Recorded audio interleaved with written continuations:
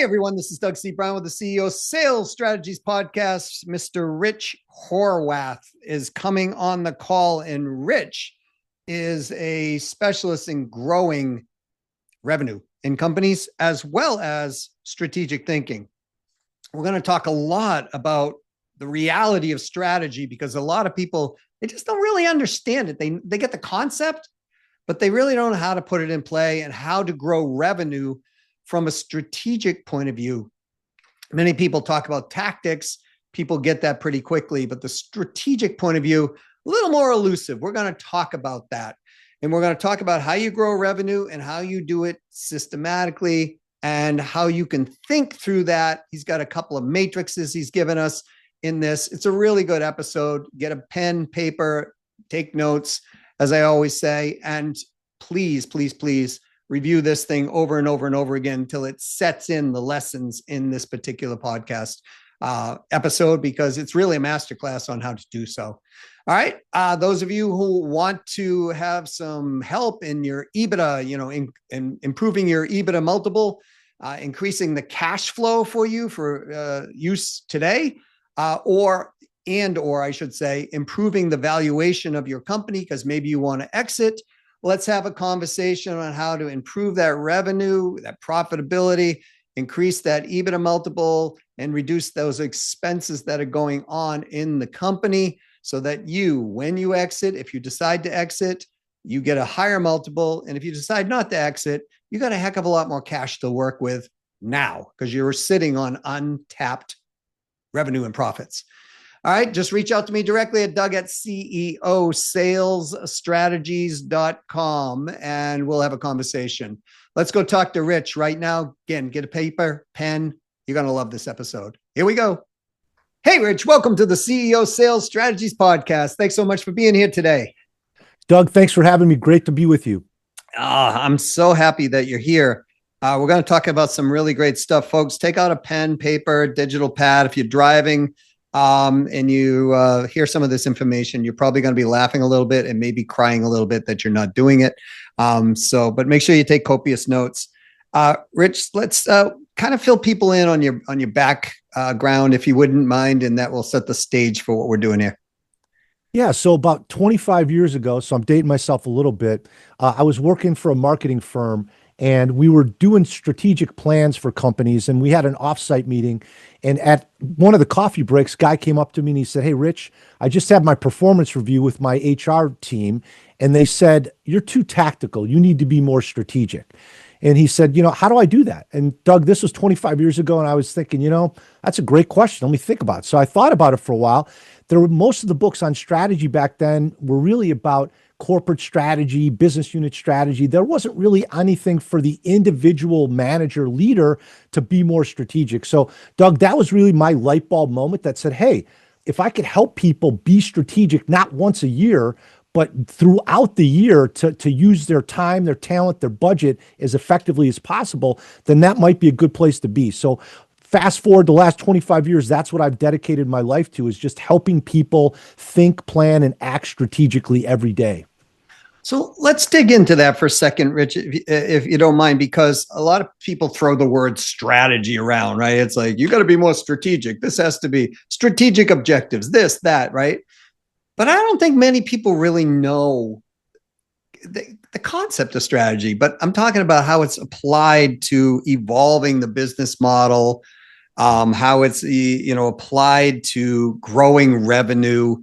And just being strategic by itself is kind of like, I don't know, to me, it's like, a long time ago, Three Dog Night wrote a nice song called "One Is the Loneliest Number," right? It was right. So I think like strategy by itself without the rest of the stuff is just kind of a lonely concept that it's a buzzword that people throw around. So what is it really about to think strategically, and how do you put it into application? Yeah, Doug, that's such a great point, because I think strategy, like you said, it's on an island a lot of times. And a lot of times that island is the plan, and the plan sits in a binder, or these days it's in a PowerPoint deck, but it's not getting used. And so it is a lonely island over there. And what we've got to do is we got to think about strategy it's how to win. So every day we want to think about, What are we trying to achieve and how are we going to do it? So strategy simply is how to win. The longer definition is really how are you planning to use your resources, your time, your talent, your budget to achieve your goals. But simply put, strategy is how to win. So the first thing we got to do is figure out what are we trying to achieve? What arena do we deserve to win in? And I think that's one of the biggest things, Doug, that I see is people are trying to be all things to all people. They're trying to grab revenue over here. They're jumping into this market. They're jumping into that market. They're trying lots of stuff. It's like tactical roulette. They're just throwing stuff up against the wall. But at the end of the day, the first thing we've got to do is to say, where do we deserve to win? Where do we have the skills, the capabilities, the experience that we're the best in the industry at X or Y? That's the first thing we've got to do. And then to your point, what is strategic thinking? It's really then our desire, our hunger to learn something new each day about our customers, about the competition, about our people, about our culture, about our business.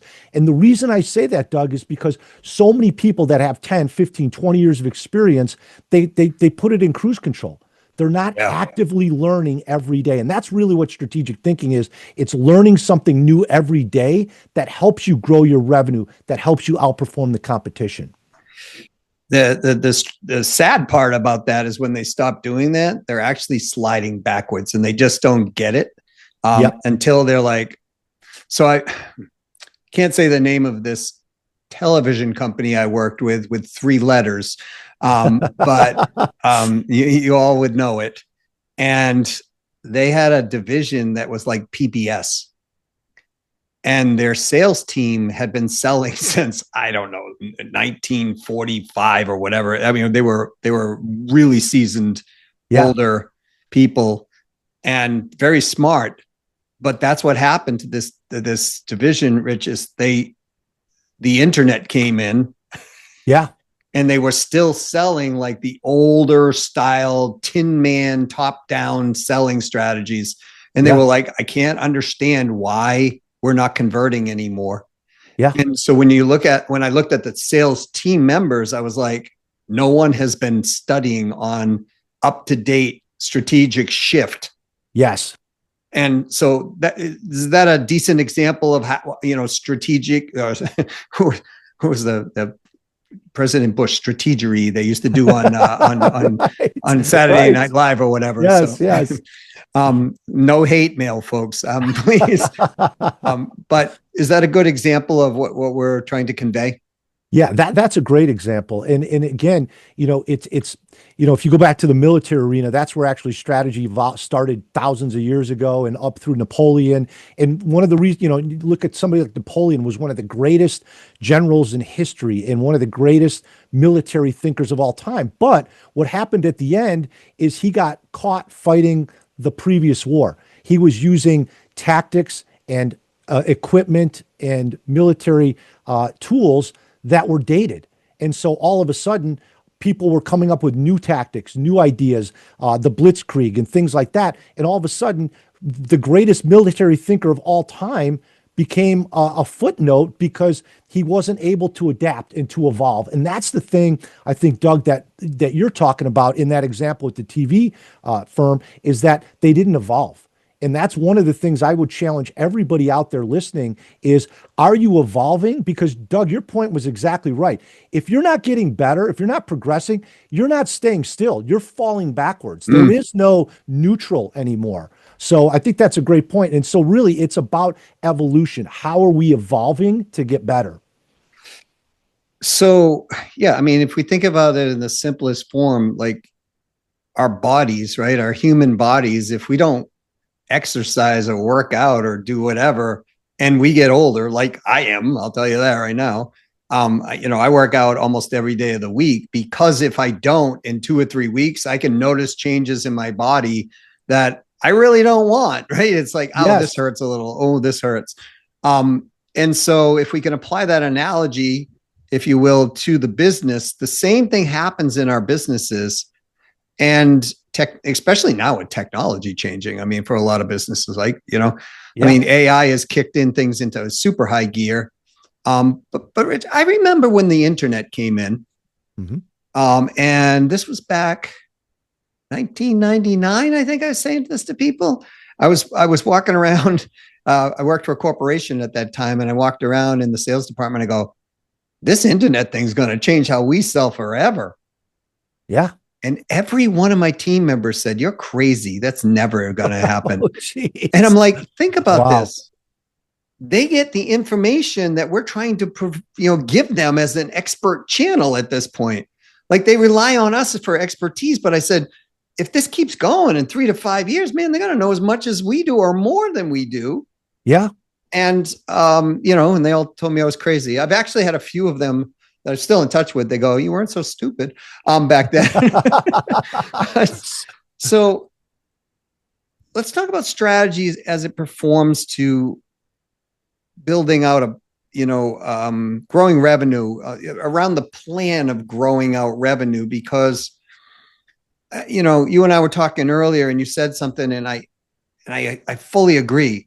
People make it too involved, too complex. They're just like, man, I once had somebody come with like 125-page playbook for their sales team. Oh, geez. And they go, what do you think of this? I said, throw that in the trash. Like, no one's going to read all of that and like study that. Like, you know what I mean? Like, right. And they said, well, what do you mean? I was like, let's just take it down to its essence so that we can get your sales team to actually take step 1 and step 2 and step 3. But they can't have 162 steps in the process. So walk us through this from a strategic thinking point of view, if you would.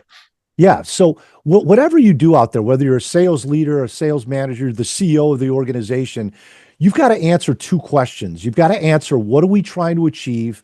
And number 2, how are we going to do it?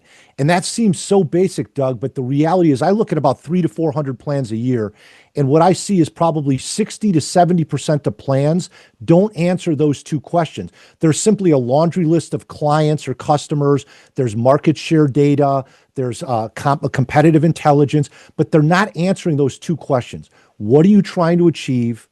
And how are you going to do it? And the reason those 2 questions are important is, number 1, what are you trying to achieve? We have to get our entire group, our sales team, our marketing team, all on the same page as to what does success look like. Are we looking for pure revenue? Are we looking for market share growth? Are we looking for operating margin? What are we looking for? What defines success? And again, that seems so basic, Doug, but I've worked with a lot of companies where the sales team is selling on price and rebate, and the marketing team is selling a premier brand, and there's no cohesion there. So again, strategy, you had a great question, really. I mean, strategy is really about, are you having conversations with your team on a regular basis as to how we're going to win? But you got to have those conversations. It's not enough to shoot an email back and forth. It's not enough to have a plan and a PowerPoint deck. You've got to have those conversations. What are we trying to achieve? How are we going to do it? And if you get people on the same page for those 2 questions, that's when you start to get real traction. And especially as a CEO, as a president, as a VP of sales, that's when you know that every one of your resources is working in unison. Because the reality is, if you've got a strategy and a PowerPoint deck, but the way people are spending their time every day is different than the strategy, then that's not the real strategy. The real strategy is how people are spending their time, their talent, and their budget every day. That makes total sense to me. So folks, I'm going to challenge you. Those of you with sales teams, ask those 2 questions every single day to yourself and your sales team. Get them in a little huddle. What are we here to achieve today? How are we going to do it? And you're going to find, in most cases, you're not going to be happy the first week you start that process. Right? I just kind of want to bring that forth so you're not like, really upset, because what will happen is you're going to find that the majority of your sales team is actually not doing what you expected they were supposed to be doing. You're going to find that your sales team is bogged down with certain things that they shouldn't be bogged down with. They're not focused on the thing that only matters when they're a sales team, growing the revenue within their division or department of the thing. And so you can start to look at this. I love those questions because they're so simple, Rich, and You and I've worked with a lot of companies collectively. I mean, literally, probably thousands, Yeah. literally. And I can tell you from my experience for sure that if they're not doing that on a regular basis, what you said, they're going to now slip into tactical play, and it's going to go back to the common least denominator that they should not be doing on a regular basis. Folks, just one thing. How many of you haven't automated some of the basic stuff that's going on, and you're spending, countless amounts of hours, countless amounts of people, payroll hours. And think about if you had your sales team and they weren't doing that, and they were just, took that extra, let's just say 20 hours a week, and were focused solely on talking to clientele. How much more would you sell? Right. So, Rich, I got to ask you this question. Firstly, folks, we're speaking with Mr. Richard Horwath. I get it right? Perfect. And the company is Strategy Skills at strategyskills.com. Very intelligent man here. Rich, here's what I find a lot of times, and I think you're, of our previous conversation, you're a big proponent of this. I find people like got too much stuff going on. Like you said, it's not simple enough. But then when they realize they got too much stuff going on, they're not reducing down that too much stuff. They're still like playing the same record over and over, even though there's like 14 skips in the record. And you're like, just let's get rid of those two tracks. You won't hear whatever, because you don't like those two songs anyways, right? On the record. So let's talk about growing revenue through reduction, if you will. Yeah, Doug, that's a great point you bring up, through reduction. And one of the reasons that's so important is there was research done with 350,000 people worldwide. I think it was done by Gallup. And what they found was that people are spending 40%, so almost half, 40% of their time on activities that have nothing to do with their goals and priorities. So 40% of their work time is being spent on stuff that has nothing to do. So you hit it right on the head, Doug. I mean, the first thing we always want to do is we want to add more reps. We want to add more marketing people. We want to spend more money on digital advertising. But the first thing to do is to say, what can we eliminate? What can we stop doing? And I have a simple 2x2 matrix that I use, and anybody out there you can do it right now, do it right after this podcast. The top left box is eliminate, the bottom left box is decrease, the top right box is increase, and the bottom right box is create. And so what I'd like anybody to do out there is think about, how are you spending your time, your team, your talent, your budget every week? And then I want you to go through that stuff, all the places you're putting those resources, and then ask yourself, what could we eliminate? Where are we spending money, time, attention, budget that's no longer adding value? It's not driving revenue. So those things go in the eliminate bucket. Then there's going to be stuff we're spending too much time, too much money on.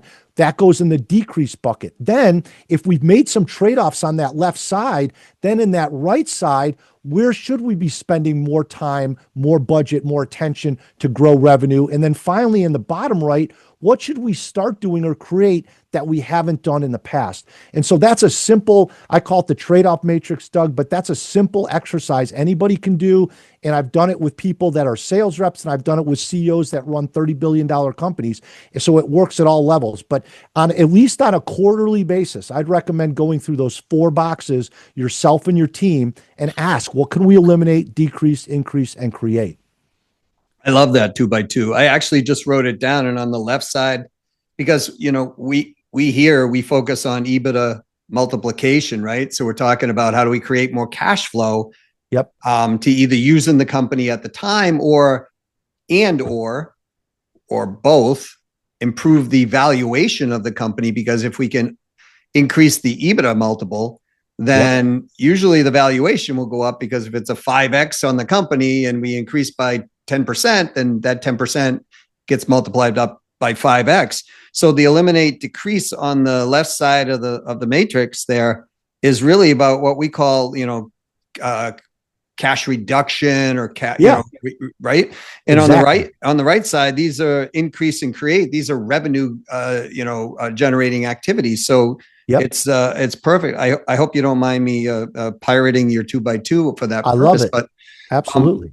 so, folks, if you didn't realize, okay, on every all throughout this conversation, I now have 2 pages of notes. So if you don't, get your pen out and write some of this stuff down, because don't just listen to what we're talking about. Go back and study this. This is like really, really, really, really pertinent information to you if you want to grow your company. And so I didn't know it was 40%. That's a bloody high number, so to speak, as they say in England, right? Yeah. So if it's 40% and we can get half as good, I mean, let's say we reduce that down to 20%. And then we Yeah. take that 20% and we allocate it to the 2x2 matrix that you're talking about. Right. It's almost impossible not to have growth out of that or increase profitability out of that. It's like literally almost impossible. Yes, absolutely. And Doug, I want to share one other thing too. So after, and I love the fact you encourage people to use that matrix. One thing I'd encourage you to do after you use the matrix is now look at the stuff in the matrix. And then what we want to think about is, how do I then reallocate my resources, my time, my people, my budget? Where do I want to reallocate? And why is that important? McKinsey's a big consulting firm, very fancy, big consulting firm. They did research with 200 companies that were $1 billion or more in sales. And other folks have replicated it, so the results stay the same. But what they found was that the number one driver of revenue growth, what we're talking about here, the number one driver of revenue growth, it wasn't a new CRM system. It wasn't a new Salesforce. It was the reallocation of resources, people, time, and budget throughout the year from underperforming areas to ones with greater performance. So basically that old adage of, put fuel on the fire. So things that are working, we move time, we move people, we move budget to the stuff that's working, and we pull it from the stuff that's not working. That doesn't sound, brilliant, but the funny thing is the research shows 92% of companies reallocate resources once a year. So if you want to be elite and you want to have the number one driver of revenue growth, you've got to, throughout the year, say what's working, what's not working, and then move the time, the people, and the budget from the stuff that's not working to the stuff that's working. And again, it doesn't sound revolutionary, Doug, but most people aren't doing it. It's actually very simple and brilliant, right? It's Because simple. I mean, think about it on your personal finances, right? If you had, I don't know, let's take something simple that we all get, like television subscriptions, right? You look at your TV and you see all of these like apps on there, and you're only using, maybe you got 15 apps, but you're using regularly 3 of them or 4 of them, and 2 you're like love it, right? And then you realize it's like, and I know I've done this, so I realize like, wow, all these other apps that, like, if I just allocated it into Hulu, let's say, right? Yeah. I can get all this other stuff out of Hulu in addition to what I already am using, blah, blah, blah. So it's like a very simple concept. Yeah. But I think 2 things happen, Rich, and please correct me if I'm incorrect, is because companies are not doing that daily thing, what do we want to achieve? How are we going to do it? How do we achieve this? How do we win, right? Yep. Because most companies, they set their goals once a year and they never look at them again. Exactly. So that's the first thing I think is happening. And the second thing is the law of diminishing intent. They go, oh, we should do this. Let's put that on the agenda for next quarter. Right. Or, and then next quarter comes around. It's like, oh yeah, geez, we were supposed to do that. Let's put it on the agenda for next quarter. Right. And then they get to the next quarter. Oh yeah, we're too busy to do that. Let's just like bank that for next year. And it never gets done. Yes. Yeah. So,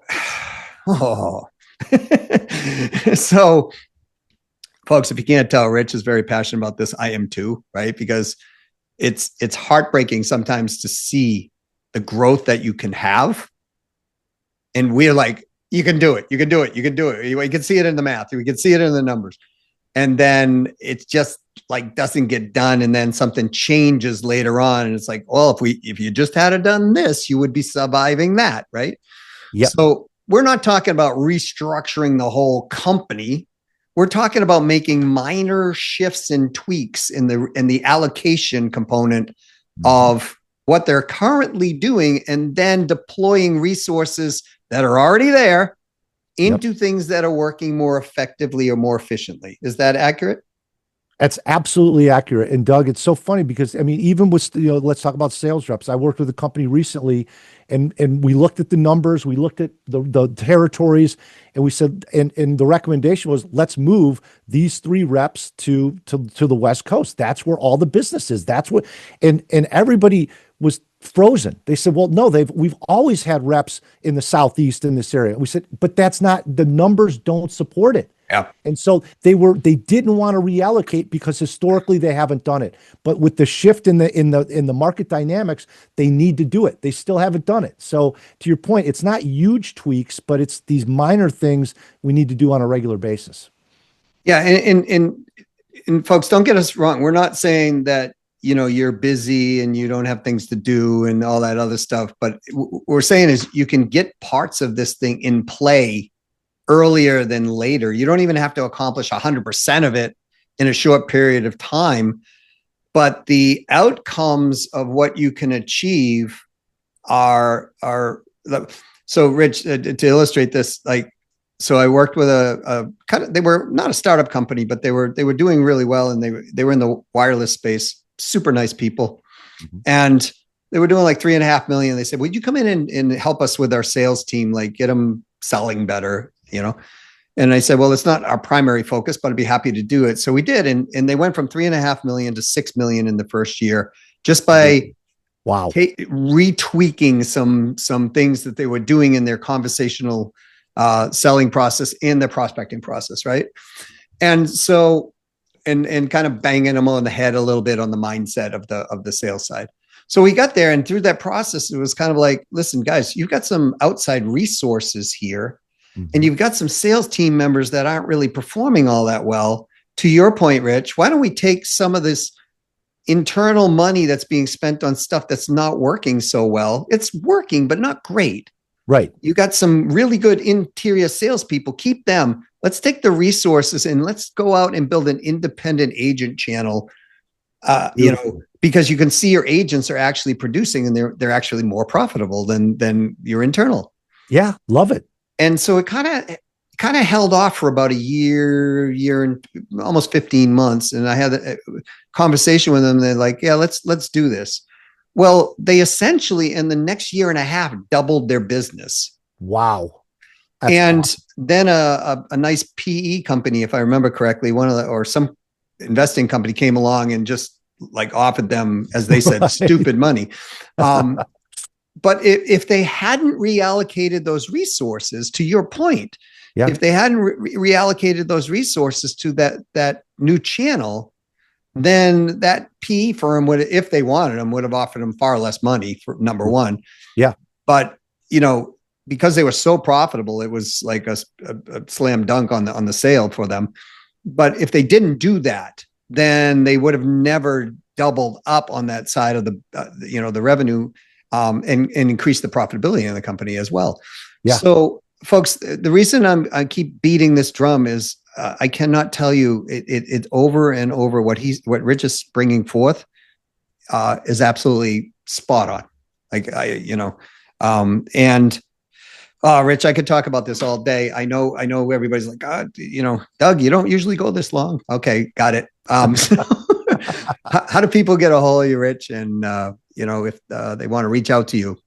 So keep it simple, strategyskills.com. So strategyskills.com, lots of free resources, articles, quick quizzes, videos, lots of free stuff to help you think, plan, and act strategically. That's my mission in life. So lots of free stuff. I'm on LinkedIn too. If you want to ping me there, happy to bounce off there as well. Awesome. Well, thanks so much for being here on the CEO Sales Strategies podcast, Rich. Any last minute parting wisdom that you can think of, or we um, I've had people say all kinds of weird stuff at that question, so maybe I'll leave that line alone. But um, is there anything that maybe I should you were like, I hope Doug asked this question through this conversation that maybe we left unresolved that we could end on? But Doug, you do a great job. I mean, I'm always get a lot of great food for thought when I listen to your show. The one thing I would just offer is for everybody out there, we get into these mental ruts. And so the one thing I would think about, we think about a business model, it's one of the key pieces is how are you capturing value? So if you're a manufacturer, a lot of times it's through sales or leasing equipment, things like that. But I'd really like people out there to think about how can you flip the way you capture value? Think about a company like VW, Volkswagen, we've known forever. Now, instead of having to buy a Volkswagen or lease a Volkswagen, you can subscribe to a Volkswagen. 10 years ago, even 5 years ago, that was crazy. But now you can subscribe to a Volkswagen. So if you really want to grow revenue, think about how are we capturing it today? Sales fees, brokers fees, consulting fees, whatever, and then say, what are the other channels? What are the other ways that we can grow revenue? It's stuff that we've never done before, but think about that because there's lots of ways to flip the script, whether it's subscriptions or other things that you can use. So that would be my one thing for revenue growth. Think about how are you capturing value today and what are the other ways to do it? That's a great point. And remember, folks, it's their perceived value, not yours. Yes, great point. So, well, Rich, thanks so much for being here. This has been awesome. I'd love to have you back again on another podcast if you're open to it. And all of you, please, please, please review your notes, listen to this over and over again. If you have any direct questions, just reach out to Rich at strategyskills.com and check out some of the resources. Rich, thanks again for being here. Doug, great to be with you. Thanks so much. Hey, how's your notes? I've got 2 pages full, almost 3 actually. I love that 2x2 matrix, right? Where you got the on the left side, eliminate, decrease, on the right side, increase, create. And you look at this every single day and you say, what are we trying to achieve? How do we do it? Right. And by the way, please don't do it just on your own.